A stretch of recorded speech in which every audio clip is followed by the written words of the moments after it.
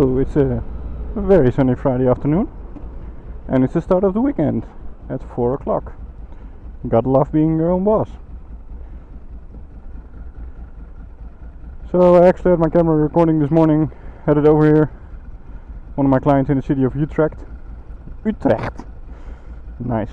Anyways, wasn't sure if the camera was running, and I didn't want to feel like an idiot talking to myself without the camera running.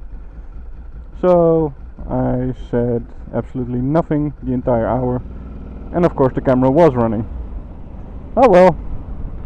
So let's see if we can cut in line here a bit.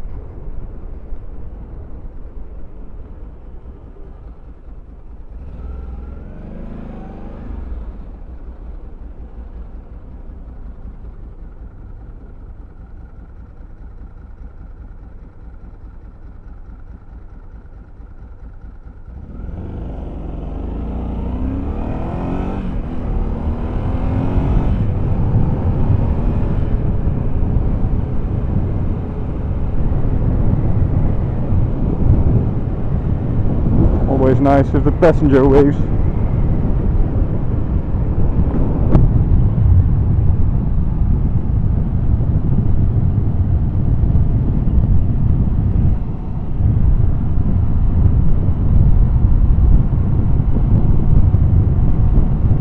So I don't know if you can see the smartphone mount. Quite happy with it. Doesn't seem to go anywhere. Doesn't shake as much as I thought it would.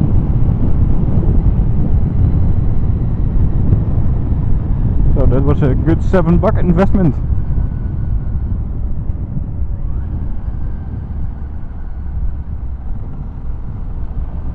Although obviously I had to buy the $20 bar extender to get it to fit, but $27 is still a good score, isn't it? I saw another one of the waterproof cases which was $45, so, and I would still need the extender.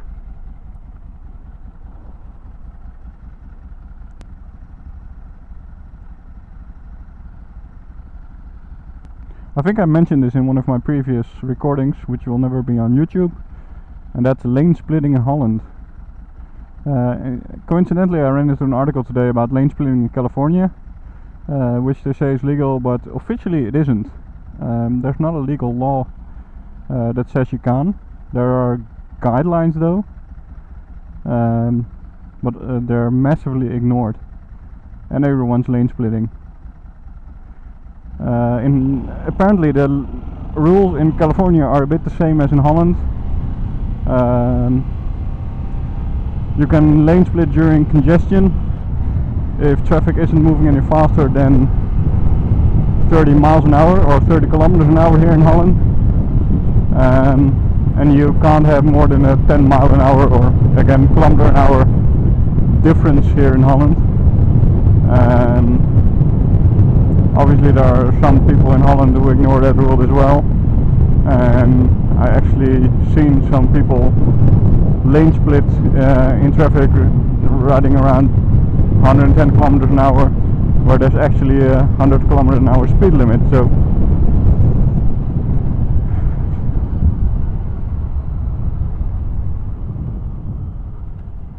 that's probably not the best idea, but still, lane splitting like this again isn't officially allowed here in Holland, but it's how do you say that? Gedoogd. Well, they allow it. They won't ticket you for it.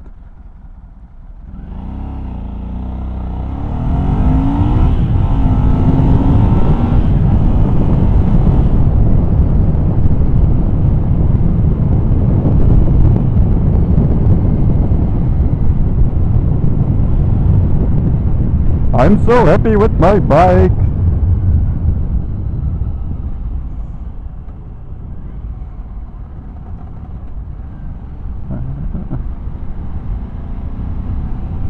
Come on, Hyundai.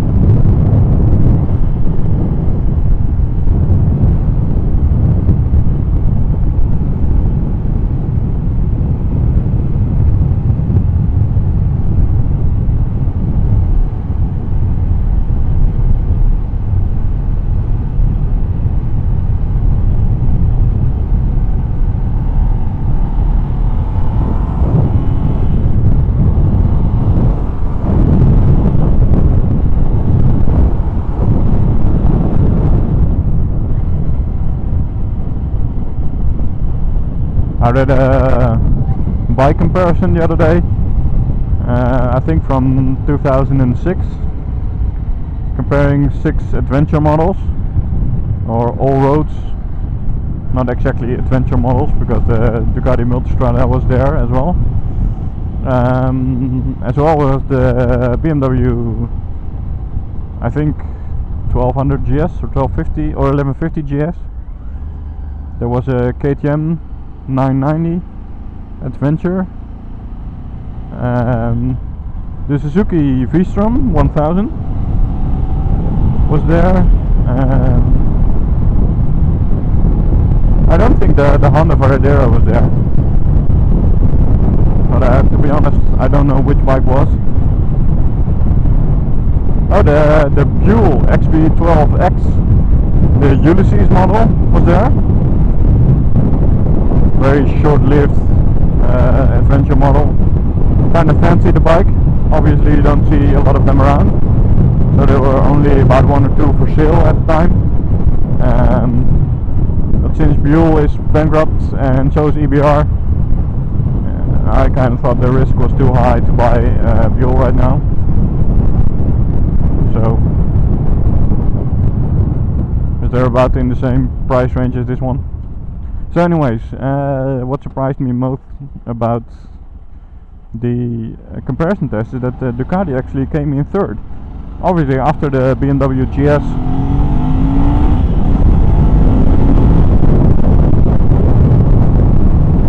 and the KTM, sorry,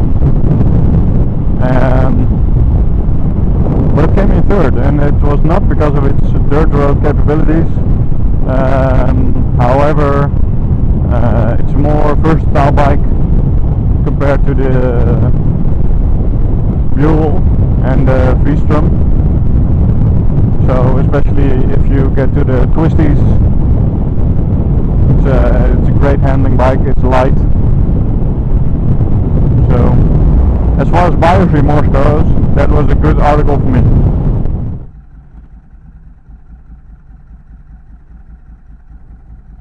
Okay, so it's a blistering 30 degrees today, and I'm going to take a 1.5 hour drive to Rotterdam, to the Coolblue office.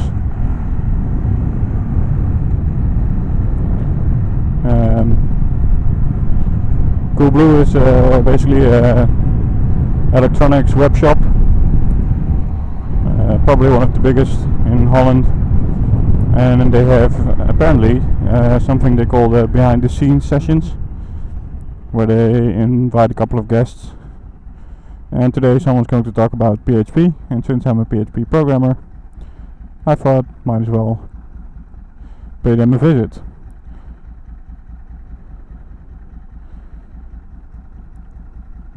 And it's way too hot to stand still.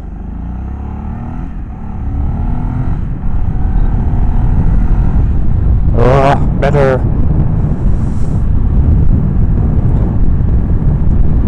So I'm quite curious to see the office. Apparently it's kind of a Google-like office, and the event starts at 6:15, so I'm a bit late again, although it starts with hamburgers, so I have some room until about 7 o'clock when the first session starts.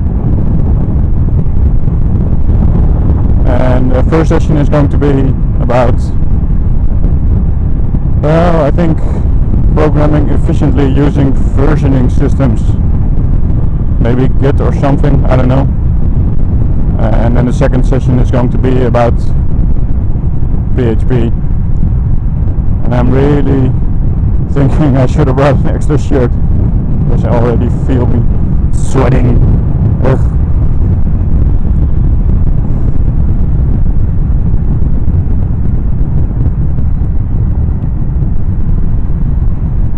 So first session short break, second session about PHP 7, and then guided tour, have some drinks, all non-alcoholic, obviously, for me anyway. It always feels weird to me driving a motorcycle without a backpack on. Although I have the cases right now, my laptop doesn't fit in there. Oh, he was looking comfortable, leaning on the tank. So anyways, always feel a bit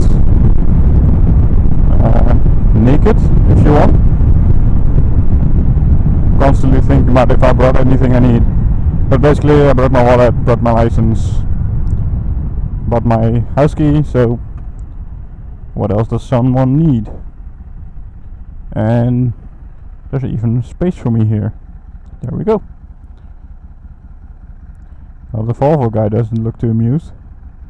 End of the day, driving home, hot day at the office.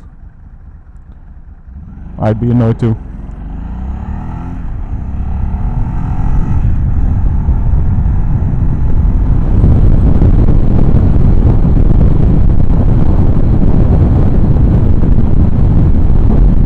Hey, look at that.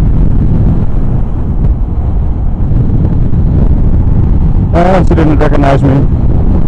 I'll explain to her on Thursday when I'm going to see her at the office. Okay, so just to be clear, that's one of my clients, or she works at one of my clients anyway. The company where I usually go on Friday. Okay, so that's not good. Oh, that's not good at all. Some trucker lost his tire.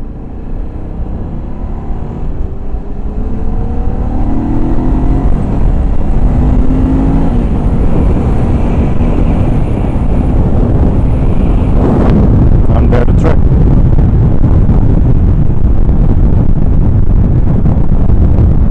Ah, it's on the other side. Ah, there it is. Cool blue.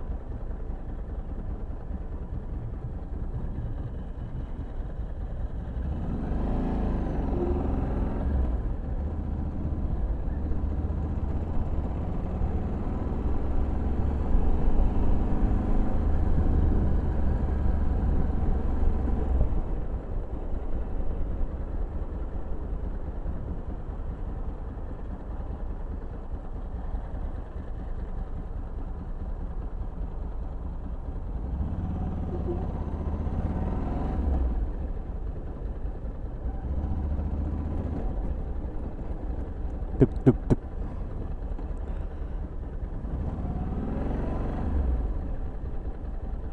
You're gonna be there forever, dude. It's not that busy anyway.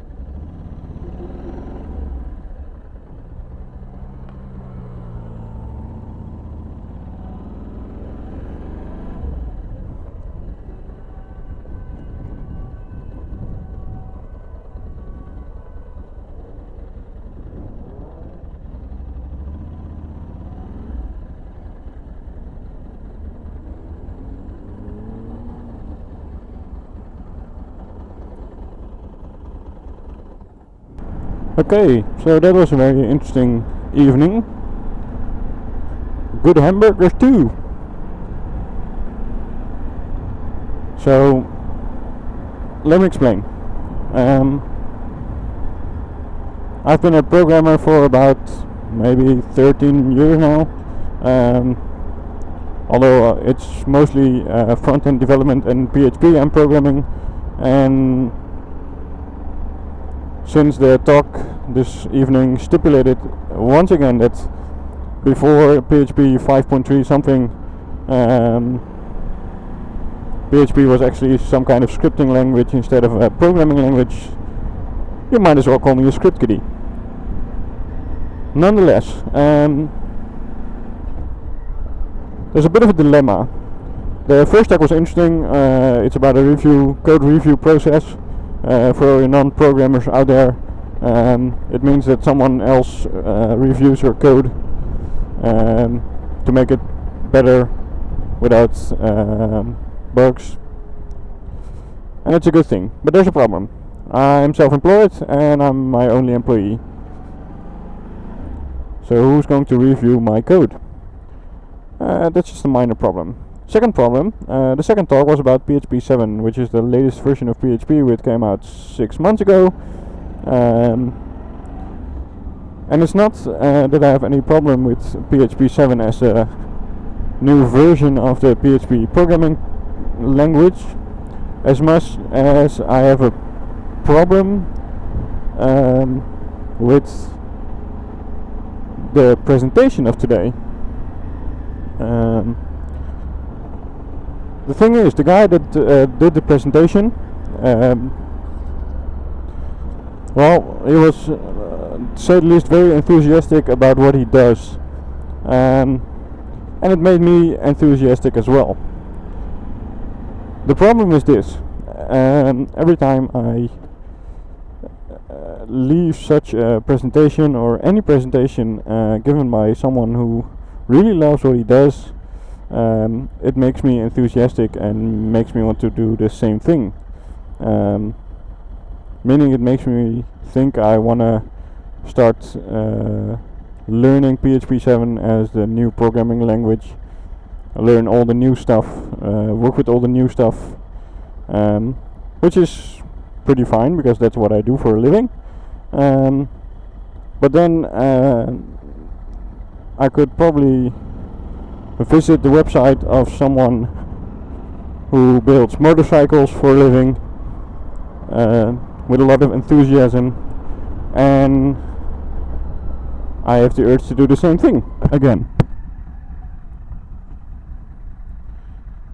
So my problem is I don't have an actual passion for something. I seem to inherit the passion of others for what I want to do.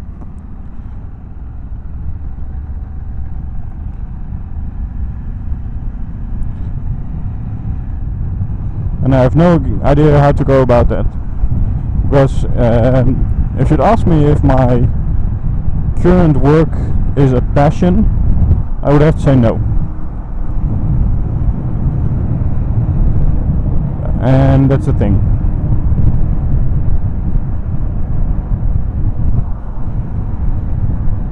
Other than that, you could ask me if what is my passion, and I wouldn't have an answer for you there. And that's another problem. So a couple of days ago I changed my Instagram bio to say I'm an aspiring bike builder, which maybe I am. But putting something in a box on the internet doesn't make you what it says it does.